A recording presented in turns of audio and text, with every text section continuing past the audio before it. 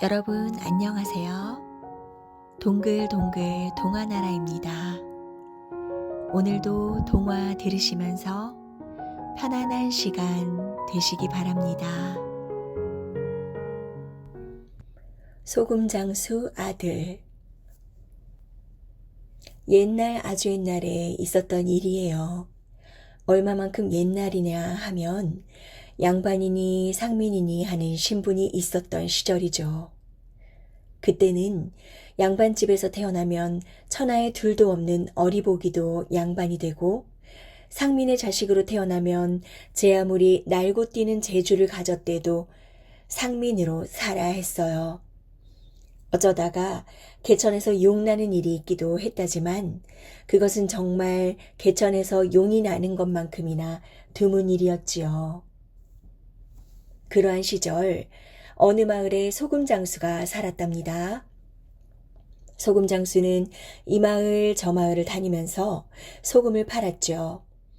소금 사려, 보슬보슬 하얀 소금, 금쪽같이 귀한 소금이요.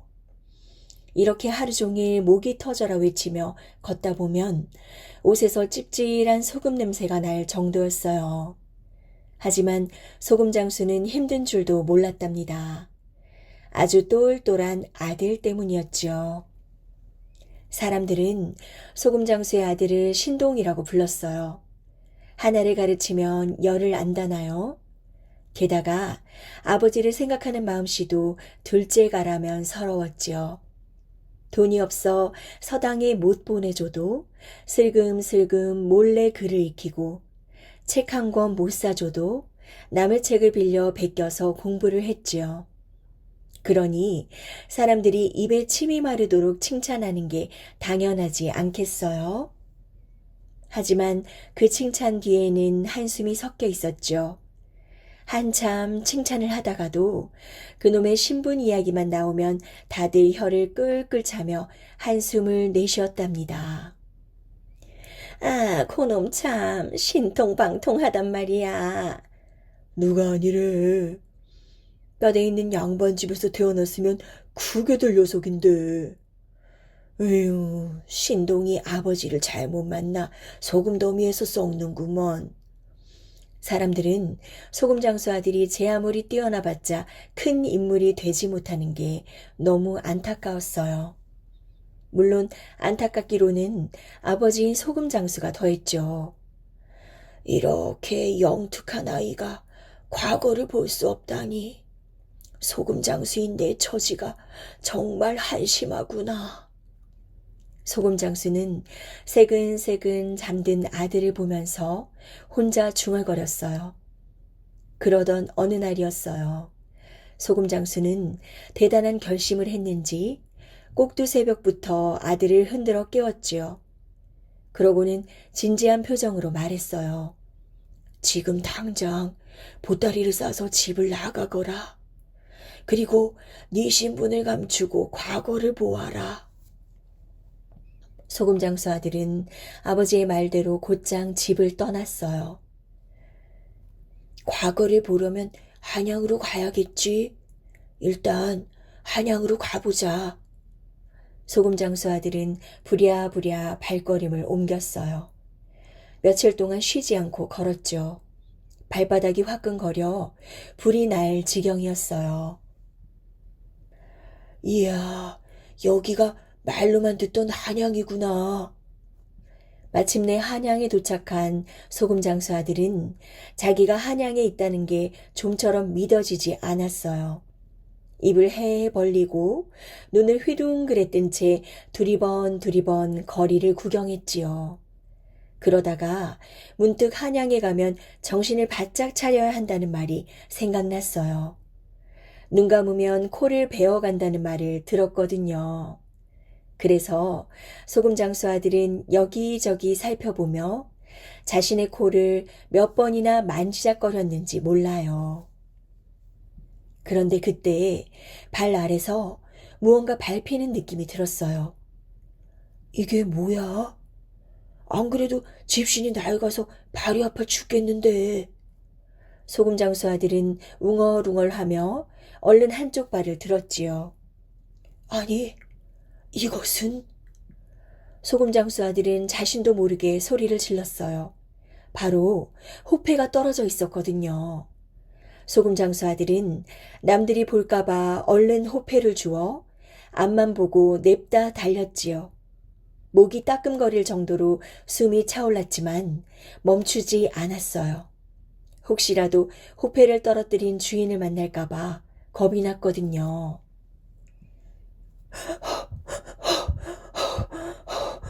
소금장수 아들은 어느 커다란 정자나무 아래 멈춰 섰어요.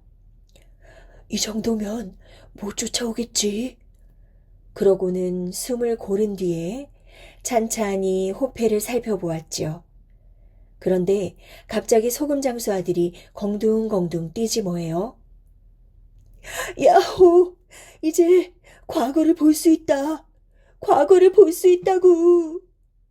그 호패는 바로 양반의 호패였거든요.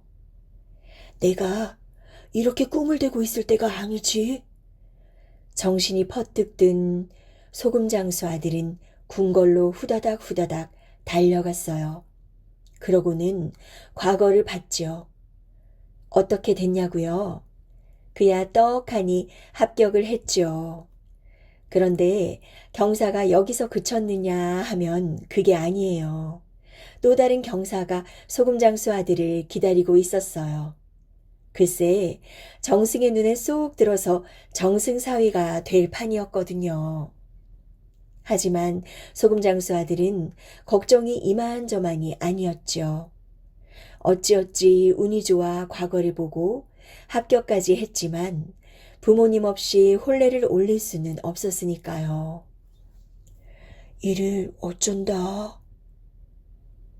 소금장수 아들은 몇 날 며칠을 고민에 빠졌어요. 양볼이 홀쭉해질 정도로 말이죠.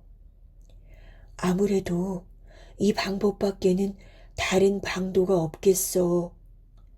소금장수 아들은 혼례식 때 입을 옷가지와 말 한 피를 구해서 몰래 자신의 집으로 보냈지요.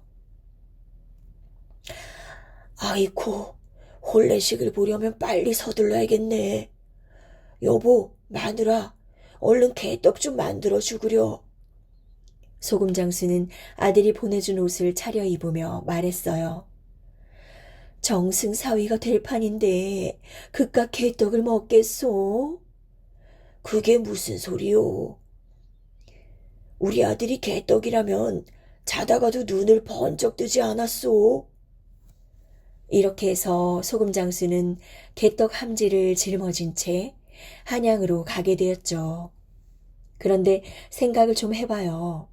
도포 차림에 떡 함지를 지고 말을 탔으니 정말 볼만했겠죠. 아무튼 소금장수는 그렇게 하고 정승 집으로 갔어요. 그런데 정승이 그 꼴을 보니 기가 딱 막히거든요. 게다가 더 황당한 것은 소금장수가 떡 함지를 풀어놓으며 하는 말이었죠. 얘야, 내가 개떡을 좀 쪄왔다. 어서 와서 먹어보려무나.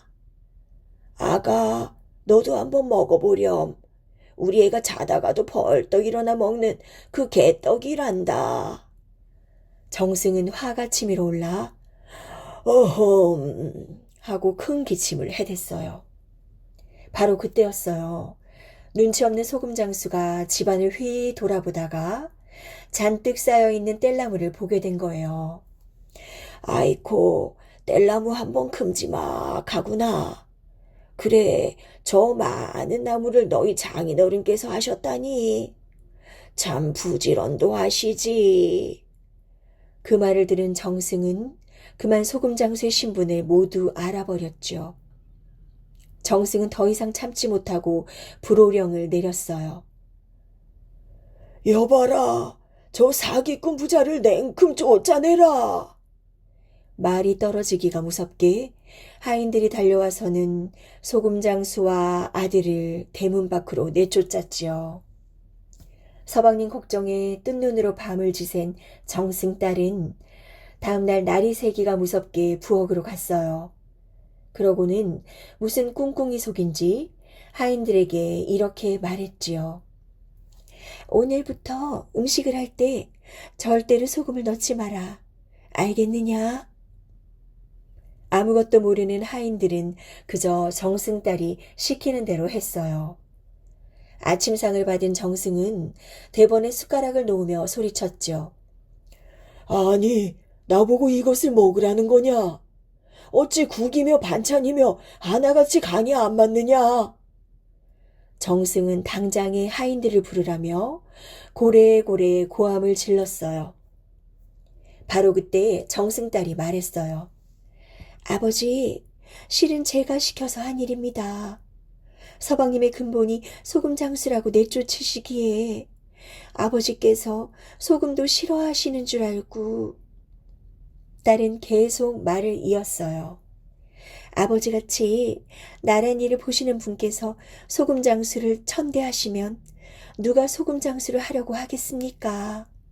소금 장수가 있어 백성들이 음식을 맛있게 먹을 수 있으니 소금 장수야말로 백성을 위하는 사람들이지요. 그러니까 소금 장수가 진정 양반이나 다름없습니다. 딸의 말을 가만히 듣고 있던 정승은 이내 고개를 끄덕였어요. 그러고는 곧 소금장수 아들을 불러들였죠. 물론 혼례식도 다시 잘 차려주고 말이에요. 그리고 소금장수는 영리한 아들 둔 덕분에 으리으리한 집에서 한평생 떵떵거리며 잘 먹고 잘 살았다고 하네요. 황금이 나오는 집. 옛날 어느 마을에 이상한 집이 있었어요. 마을 사람들은 그 집을 황금이 나오는 집이라고 부른대요. 황금이 나오는 집이라니 참 이상한 이름이기도 하죠. 그 집에 그런 이름이 붙은 데에는 뭔가 특별한 사연이 있다고 하네요. 겨울이 다가오는 어느 날 새벽이었어요. 할아버지는 땔감을 마련할 걱정에 일찍 잠에서 깼지요. 추운 겨울에 방을 뜨끈뜨끈하게 데우자면 집 근처 산에 있는 삭정이로는 어림없을 테고, 그렇다고 나무를 베서 장작을 산더미같이 쌓아놓자면 바다 건너편 섬까지 나무하러 가야 하는데 밀물이라도 들어와 섬에 갇히면 어떡하지? 할아버지는 손가락을 꼽아 날짜를 하나하나 따지더니 갑자기 얼굴이 환해졌어요. 아하, 오늘이라면 썰물 시간이 무척 길겠는걸. 그러고는 얼른 지게를 지고 집을 나섰지요. 바닷바람이 쌩쌩 불고 갯벌에 발이 푹푹 빠져 걷기 힘들었지만 할아버지는 성큼성큼 섬으로 달려갔답니다. 섬에 도착한 할아버지는 허리 한번 펴지 않고 쉴 새 없이 나무를 했어요. 그런데 아까부터 저쪽 샘물가에서 뭔가가 자꾸 반짝반짝 빛나는 거예요.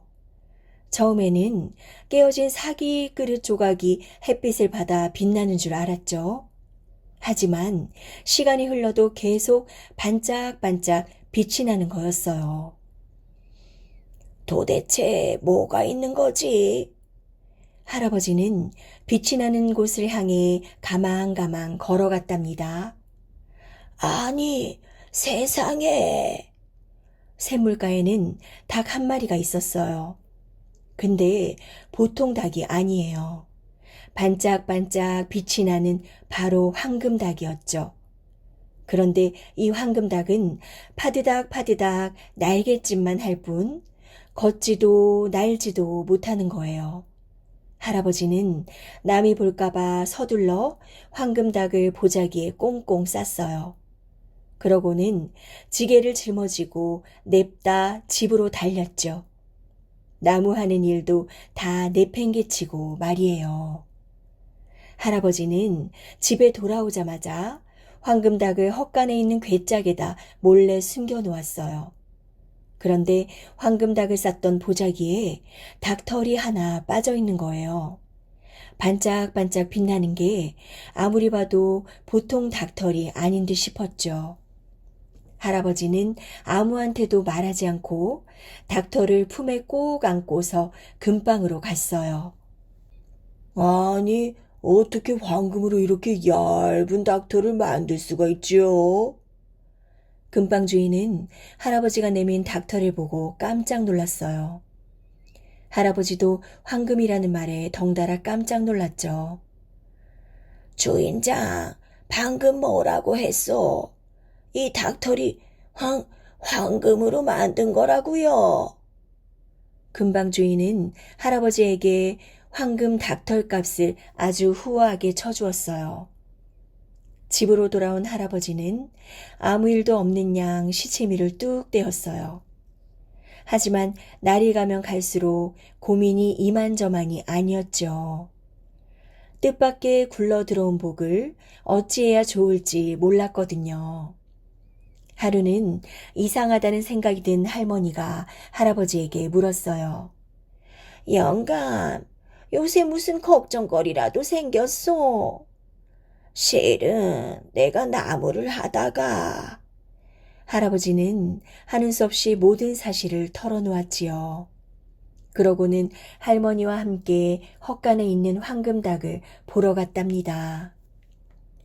할아버지가 말한 대로 황금닭은 꼼짝도 않고 그대로 있었어요.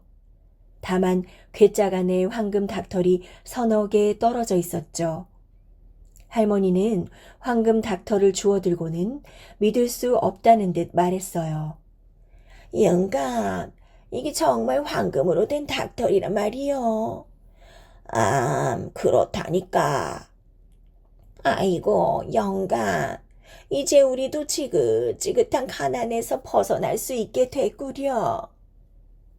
그때부터 할아버지는 열흘에 딱 한 번씩만 황금 닭털을 팔았답니다.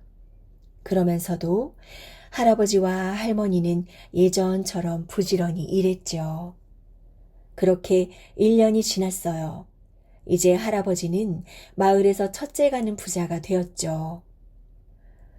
저 집에서 황금닭을 얻었대.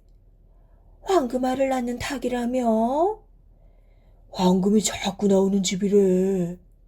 마을 사람들은 할아버지 집에 대해 이러쿵 저러쿵 떠들어댔어요.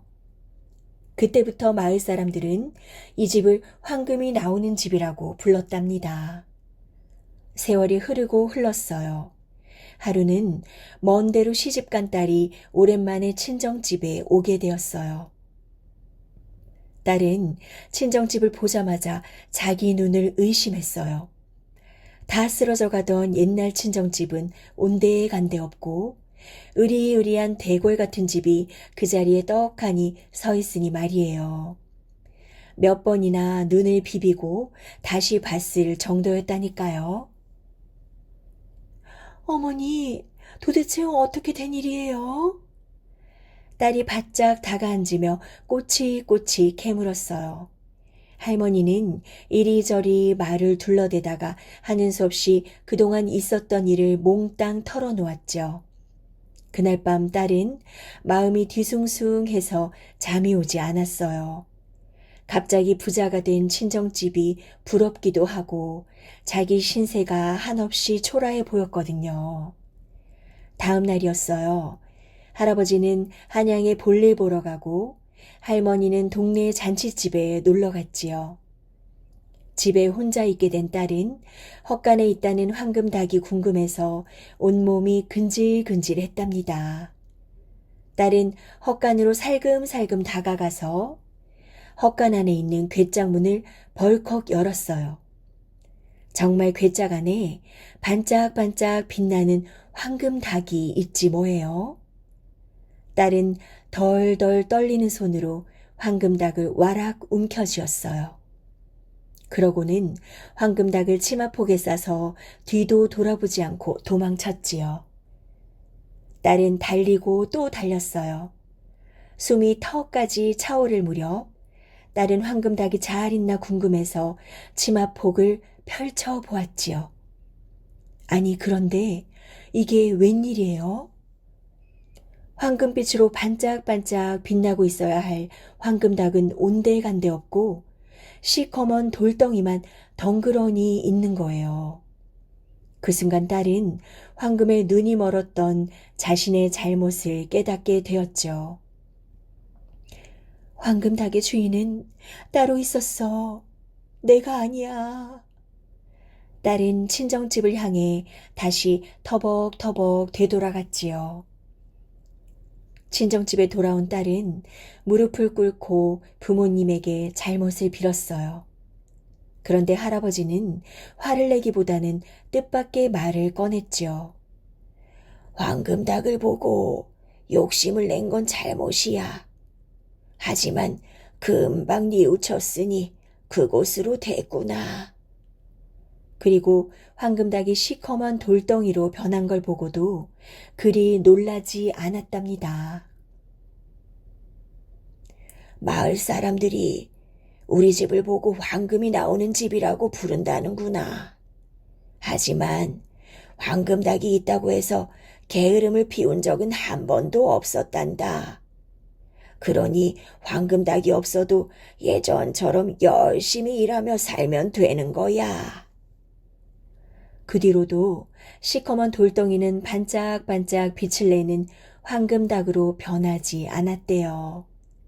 하지만 할아버지는 그동안 잘 살게 해준 것에 감사하며 그 돌덩이를 아주 소중하게 간직했답니다.